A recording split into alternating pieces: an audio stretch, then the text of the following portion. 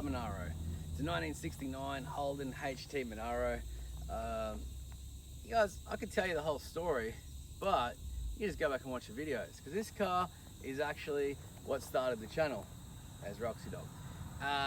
And go back, watch episode 1. This is how it all started.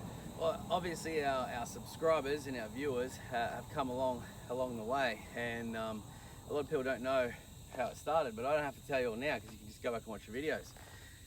So Junkyard Monaro was the first season. Channel grew well, then we moved on to jet boats, then we moved on to the Tirana. Well, Tirana was kind of in between those, and the Tirana's still going. We're still racing, doing well with that. And this thing, a lot of people keep asking about what's happening with Junkyard Monaro, what's happening. It's still here, I still got it. And we're about to, basically season 1 was the building of the car and getting it to the strip. Season 2 was developing the car, and then all sorts of crazy things started happening. We got to race farm truck, we got to be on TV all around the world with the car. We did some crazy stuff, and it just kept growing and expanding. And so then the car got put aside, the Tirana took over, and not much has happened with this poor old thing. So, season 3, here we go. We are going to change this car around a fair bit. We're going to try to keep the essence of what it is, but we're going to do something new. The Junkyard Monaro, the power plant, that's what we're mainly talking about. Who would ever change the way that glorious car looks? Let's be honest, it looks amazing. In my opinion, and probably not too many others, but I do get a lot of compliments on looks of it. Bellamy loves it, Heather loves it, so for now it's staying that way. The power plant is a 454 big block Chevy. It came out of a 1987 Chevy Silverado pickup truck that was burnt. It's a low compression peanut port motor. It has around 230 to 255 horsepower stock. And then we obviously added some AFR cylinder heads, a hydraulic roller, camshaft, and 2 kits of nitrous, a 1250 Dominator, and it's pretty good. It has 389 diff gears and only a 255 ET street tire is the biggest we can fit on there. So gearing is an issue for it. It is on the rev limiter at the 8th mile. It has still made a pass from the 8th to the quarter on the limiter most of the way before I backed off because I felt sorry for the poor little motor, and I think it was doing less mile an hour at the quarter than it was at the 8th. And it still managed a 9.2, is the best the car's ever run. So I believe with a diff gear change or a taller tire, the car should run around 880 or 890, I think would be everything that car can do. That alludes to around 1,000 horsepower at the crank, where it's at.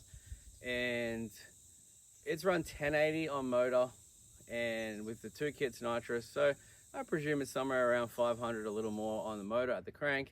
And we put 150 on the plate kit and 325 on the fogger.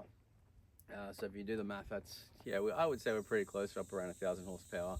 Brake 550 on motor, it is a big block. We have tried a little more nitrous, but it is out of fuel pump. We have tried to leave harder, and it is out of shock. It is out of a lot of things to go on any faster, and mainly out of horsepower. All well and good. So it's not really fast enough to race in any classes. It's fast for what it is. It's fast as a no prep, backside sort of really slippery track thing, but it can't get a big enough tire to be competitive. So it's not really any good for racing. It's fun to drive, but it has a 1250 Dominator, a mismatched manifold, heads, cam, compression ratio, everything is wrong about it. And a result of that is very bad fuel efficiency. It gets around 3.8 mile per gallon. So it's extremely expensive to try to take it anywhere.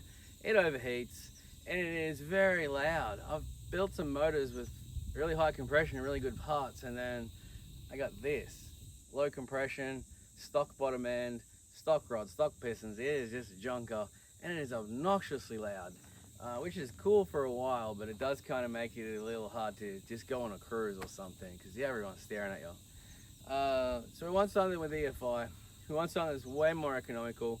We want to start doing some drag and drives in this car.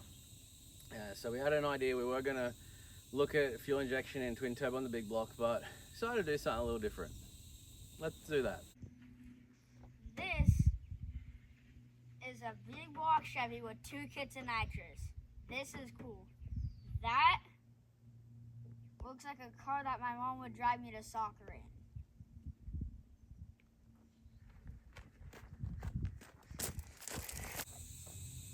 Okay, so the soccer mum car. That one there is 2007 or 8, can't remember, doesn't matter, as long as it's new in 2006. GMC Envoy, however you want to say it. They have the GMC version is that. There's a Trailblazer, which is the Chevy version. Got different grille and lights and stuff. And they're a dud of a car. Absolute lemon. They use a bit of fuel for a lot less than this, but compared to other soccer mum cars, they were fairly inefficient on petrol consumption. They're not the prettiest car. They're all-wheel drive, 6 lug. But yeah, I'll show you why. You see, when we started this project, Junkyard Monaro, one of the goals was not to use an LS, and we did that. And I just really wanted to show people that LS wasn't the only way you could go fast for cheap. A junkyard, a wrecking yard, 454 is very cheap. Aftermarket cylinder heads are everywhere for these things. And we even put a second-hand camshaft, even reused the second-hand hydraulic lifters that were all mixed up. And second-hand carburetor, second-hand bits and pieces of nitrous kits.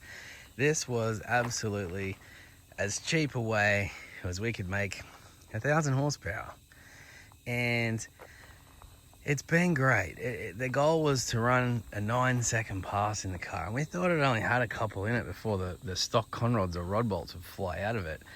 At 6,300 RPM at the time, we're now turning it to 7,800. We're now spraying double what I ever thought possible on this motor. And it's still there.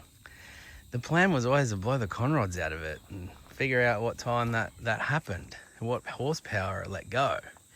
But it just never did. And so I've pushed it and tuned on it and beat on it and put so much nitrous in it, it takes the tips off the plugs. I've run out of fuel pumps, so we've just run it leaner and all sorts of terrible things that should have ended this poor thing's life. And it keeps on living. And like I say, on motor it runs 1080.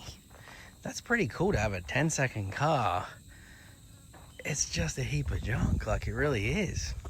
It looks fancy because it has a nice manifold we bought off Marketplace and some snazzy AFR heads, but they were cheap. They're at the end of their lifespan.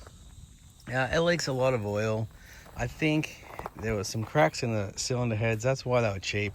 And I sleeved them, and because the oil comes up through the studs, and the leak has gotten pretty bad. It uses a lot of fuel. It gets hot. It's not a desirable combination to drive on the street a lot. It's fun for a quick rip down to town or whatever, but other than that, it's other than being cool, that's about it. So we want to change that power plant. What are we going to do? Enter the soccer mum car. Now these, I'd say, kind of disaster of a car. Absolutely nobody wants them.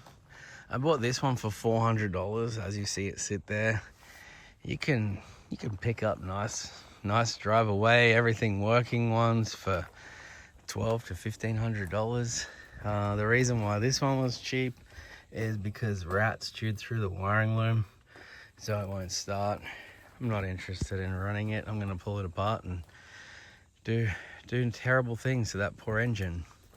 Now this particular car from 2002 to 2006, they had the same engine, just with a lesser flowing cylinder head. It had a little bit better crankshaft. But this model here, the 2007, 2008, has a really good cylinder head, really good flow. Now these are a 4.2 litre straight 6-cylinder, twin cam. These aren't a very big car. So they're all-wheel drive, 4.2 litre, 4.2 straight 6 petrol engine is not the most economical thing. So they weren't noted for economy, which the type of person that's buying this car wanted economy. So for that reason, not a great car.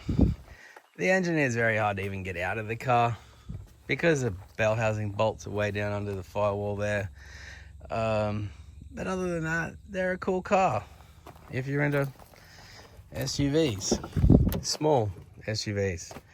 Pretty basic interior, nothing fancy there. 4 doors, hatch on the back.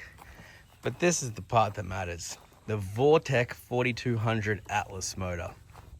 Now, I have not personally tuned on one of these things yet, but I see a lot of people making 800 plus at the wheels with stock bottom ends on these. Valve springs, bigger valve, some reground cams. So apparently you can make really good power, probably as much power as that is more. This is way lighter, and they're very cheap. You can pick the motors up very cheap. So they're all aluminium, they're a very lightweight engine, and very strong. And they seem to be getting quite a following. Now, Americans love Barras. Yep, the Ford 4-litre straight 6 twin cam engine. Anytime anyone over here hears my accent, nearly the first thing they say is, "Oh, can you get me a Barra motor?" They love the things over here. They just love them. They love the sound. They love that they're different, but they don't realize that they have an almost the same engine, very similar engine, in these Envoys and Trailblazers. And they actually have one with a cylinder cut off the back, a 5-cylinder version in the crappy Hummer that no one likes. So you Holden guys back in Australia that put in Barras in your car, each to their own, but put an Atlas 4200 in it. And you're going to see why as you follow this series. These engines are really, really good. And they're really good in that same area as a Barra, except they're a bit lighter because they're a really nice aluminium block. They're a little bigger, and they have a way better flowing cylinder head. So we are going to take, sorry about that, it is stupidly hot out here at the moment. It's dry, and it's about 44, 45 degrees outside. So I'm trying to film outside, and my phone keeps shutting off from temperature. But nonetheless, there's our motor, Atlas 4200. Now, it's not my nickname. I think it might be Richard Hodler that nicknamed these motors an Ameribarra, American version of a Barra. So that's usually what they're called, because it's a bit easier to say than Atlas 4200 vortech motor. It's a bit of a mouthful. Yeah, they're very large, as you can see, and they have a front differential hanging out of the sump, so that has to go. Good news is there is an oil pan available for these things. There is an adapter kit available to run my Turbo 400 off the back. You can see the size of those intake ports. These things flow like crazy. They're a big wide motor. The coils on them aren't real good, but you can easily swap those out for IGN 1A smart coils in a simple swap. And other than that, we're going to put an oil filter, excuse my words, we're going to put an oil pan on it, the rear hump sump. There is a guy in Australia actually doing really cool intake manifolds for these things. So it's funny because you're probably going to ship something from Australia back over here for American Motor, but hopefully he can supply us a really cool intake manifold. We'll knock up an exhaust manifold.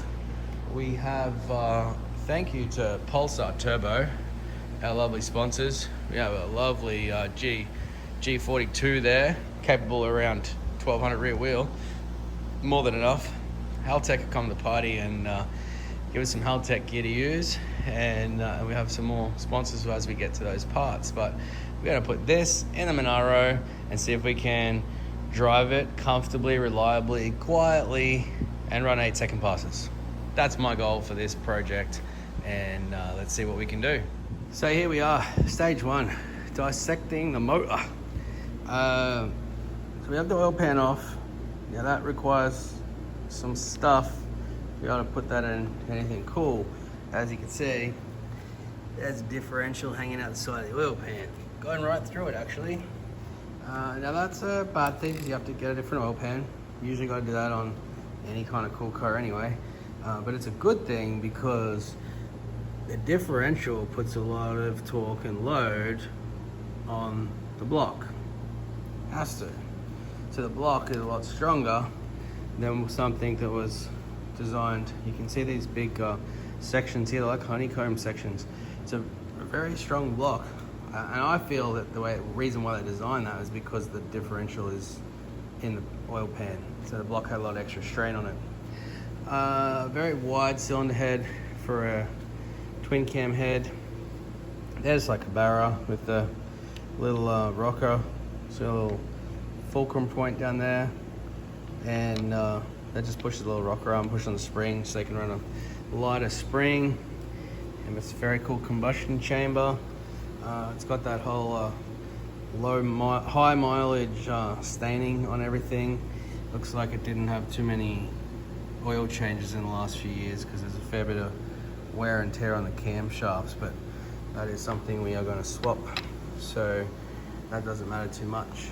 We'll get it really apart and see what the engine bearings and the crankshaft looks like. But this time around, this first incarnation, we are just wanting to put a Atlas in there as stock as possible. It'll have valve springs, camshafts, maybe oversized valves, because we'd have to cut the seats too on a high mileage motor like this anyway. So yeah, we'll go to the bottom end, but we're just turning it over, checking on everything. They turn over. I know the plugs are out of it, but even when the plugs are out of that thing, it ain't easy to turn. A lot of valve spring. And but these motors are silky smooth. Just like one finger to turn the things around. So we'll be ditching the differential / oil pan. And underneath, like any old cool straight 6, it's going to take some power. It has a full length crank girdle. You got a nice steel main cap, and they don't look like too bad.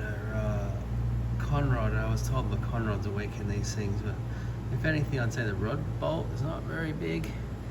But the one thing I'm really excited about, that big block Chevy leaks everywhere it can, and everything it can. These modern motors, everything's machined off, and you can take the oil pan off without disturbing the front and rear main seals. I like that. Everything seals up really nice. This engine's probably got quite a few miles on it and nothing was leaking. Everything's O-ring, sealed up. Here's the cam cover. Everything's got a nice big fat rubber seal. So I'm looking forward to having something that doesn't leak so much. So yeah, we'll get this apart and figure out what we need to go for. All right, well, the Atlas, we're going to start ordering some parts for that. I think it's a go. I think we can really make a go of that in the Junkyard Monaro. I think it's going to be cool. So we're going to do that. We're going to make a video series on that. We're going to be less slack with videos. So I've been doing a lot of racing, been doing a lot with the business. I'm not even going to get into it here because there's a lot to come out soon. New products, some old products coming back. Everything's changing for the better too. Really happy about the direction that the business is taking. So stay tuned. Thank you for the people supporting all the orders we've been getting. Really appreciate that. Now, the channel has taken a bit of a back burner, and I'm sorry. If you guys are watching this far, please, if you haven't subscribed yet, subscribe. If you're just watching and the content was all right, put a comment in, like it. Even if you hate it, put a comment in too. It still actually helps the algorithm.